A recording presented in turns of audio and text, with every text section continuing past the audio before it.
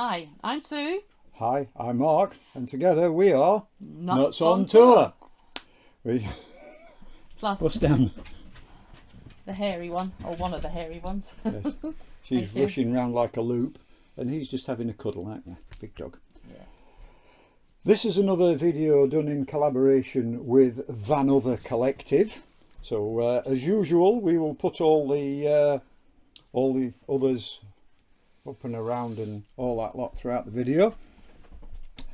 This one we've been asked to do three things you would tell someone considering advise. This is three things you would advise someone considering buying a motorhome or caravan. So this for us was actually quite an easy one because I've already done a video on this. Oh, we got it. Right, yeah, there you go. He's gone. Right.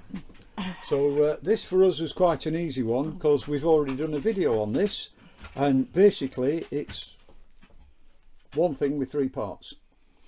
So we advise everybody, make a list. Well, actually make three lists. Make your first list for everything you need, make your second list for everything you want, and your third list, getting attacked, little girl wants to be in. And your third list for everything that's nice to have. Yeah. So if there's four of you, it's no good going into a van that's only got beds for two and going, oh, this is not. No. If it's on your need list, you need it. So if it doesn't tick that, you can stop looking there. But make your three lists and then stick to them. Take it with you every time you go to look at caravan or motorhome. It doesn't matter which. Yeah.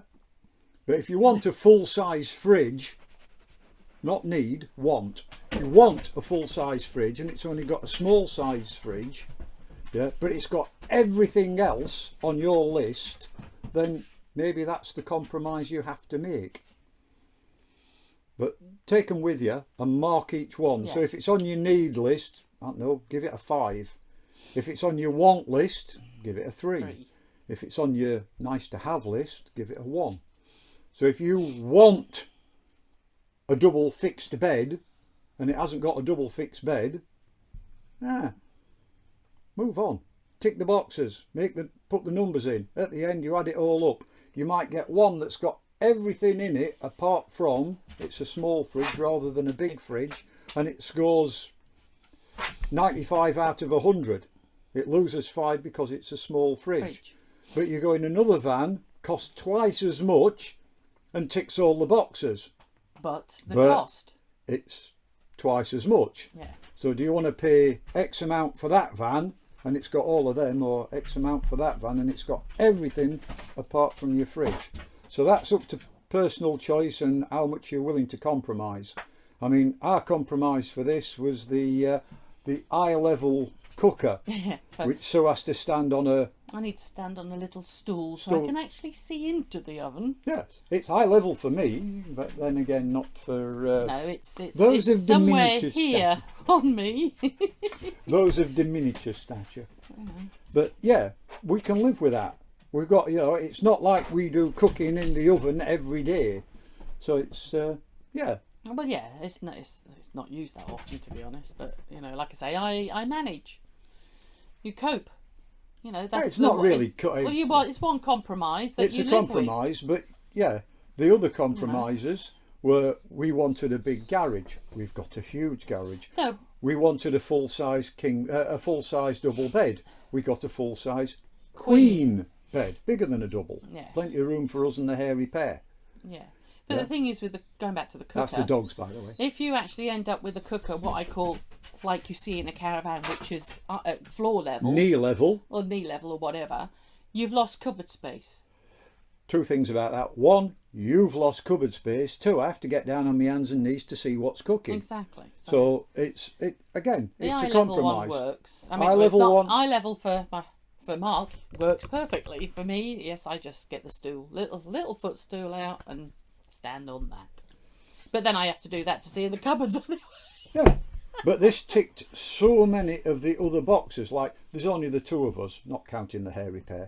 But there's only the two of us. So having a big double bed at the front that dropped down, waste of time. Didn't really float our boat. Didn't do anything for us. And of course the dogs couldn't use it because they had to get up a ladder to get to it. They couldn't get up the ladder. But Wait. having that gone and having the extra 7 cupboards, no brainer, fantastic. Yeah. We looked at other vans for, like we said, I've said this several times in past videos, it took us over 2 years to find this ideal van, or what we think is our ideal van. Yeah. And we've been round plenty of shows and seen plenty of other vans. This is still, for us, ideal. We love it to bits. Yeah. Oh, yeah. So make your lists, take them with you. It's no good leaving them at home. Even if you make them on your phone, everybody carries the phone around with them. So make them, put them on your phone. But use them. Go through the list on each van and say, has it got air ride suspension? Has it got self-leveling? Has it got 4 beds? There is a lot of people that, not being funny, they buy the first thing they see and then regret it. And so then, a year and a half down the line... Not even that sometimes. Sometimes it's only 6 months. They're then having to put it up for sale or trade it in on another one. So it's costing money all the time you make those silly mistakes, isn't it? Whereas if you sort of thought about it, worked out what you really want, and then try and find... I mean, you're never going to find the perfect van unless you actually have it built to your specification. Even then it probably won't be quite right. But like I say, sometimes you start off like people with young kiddies. They can say, oh well, we can have that, and the kiddies can sleep on there or in there. The or kiddies whatever. grow. Kiddies then turn up into teenagers and their feet are hanging off one end and their head's hanging off. This isn't big enough anymore. Yeah. So your needs change. I mean, we went out to one of the shows and saw a van, and I could get in it quite happily.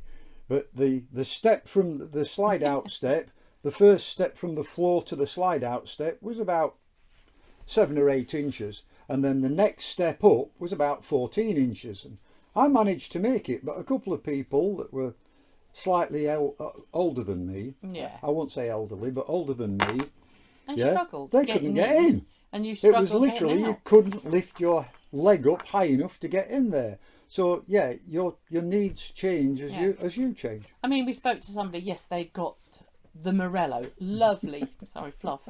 Lovely van, but, or should I say, motorhome. But the fact is, the gentleman actually turned around and said, he said, well, when my mother visits, she has to come out backwards down the steps because they are so steep and big, and there's nothing to hold on to. So for her, being elderly, she has to reverse out of the bus, hanging on to the steps, So that's our advice. 1, 2, 3, make your lists, tick them off, mark them, 5, 4, 3, 2, 1, however you want to do it, but do it the same for each van, and you go around, take a week, take a month, take a year, right? But when you're spending a decent amount of money on buying it, you don't want to be changing. No. And also, I would suggest, do not be pressured by sales. Yes, that's a big one. I mean, they will push and push and push if they think they can make a sale. Is there a perfect van out there? They'll stop it. There'll always be a compromise. I'm not sure there is. I think there will always be a compromise. We've all seen it on the telly where you get the £1 million motorhomes. Yes, they are out there. I bet even there's a compromise there as well. Look at them, and you come down from one level to that step. Oh, I always forget about that step. You paid £1 million for it. Yes, but I still forget about that step. Yes, there's always something. I think there always will be. I don't believe there is a totally perfect van. Like Sue said earlier, even if you get one made for you, I think as your needs change, if I could change one thing, I'd get rid of that step, or I'd put that cupboard there, or I'd move that clock. Or you have to also sometimes you have to live in it for a little while, don't you? Yes. Or use it. Use it, definitely. And then you sort of think, this isn't really working for me. But you've got to make sure that what isn't working isn't such a big, dramatic thing that you have to sell it. As for people working for you, this is why I'm being distracted. Hold on. is I'm being thugged. Do things work? You can't see anything. I'm not sure. There's a head here somewhere, but it's on the floor. She keeps hitting the door. I'm going to chuck her out. One of the things is you need to have somewhere for dog to sit. So there you go. Looking out the front window, that is Big Dog's place. Yeah, no one else sits on that seat, or he'll. Well, they do, but not often. Not very often. He chucks them off. This is my seat. She actually will sit. She'll lay on a bed on the floor. Little girl having fuss. She actually likes laying across the bottom of our bed, looking out the window at people. I'm sure I've seen that one before. So that's our advice. Definitely. Yep. Your lists. Make your lists. Make your list. Take them with you. Fill them in. Stick to them. At the end, it will. I mean, you may look at a van and see something that isn't on your list and think, "Oh, that's a good idea." Add it to your list. Add it to your list, and then think, "Did that van have it? Did that van have it? Did that van have it?" But there you go. And hope that helps. And to be perfectly honest with you, I mean, yes, if you've got dealers in your area you can go and visit, fair enough. But, you know, it would sometimes just pay to go to a show. NEC's probably a bit of a... NEC's a bit of an ache, because it's a big show and the queues to get in things, you might not see stuff. But some of the littler shows that you see advertised around the country or in the counties where you live, just pop along. Be a day visitor, see what's there. Plug for the channel, have a look at some of the ones we've reviewed. If you're looking at them, go through YouTube. YouTube's a brilliant source of information. You want to look at, for instance, a death lefts. You put in YouTube death lefts, it will bring up a whole load of death left videos done by people that just review them, people like us that go to shows and review them. Have a look.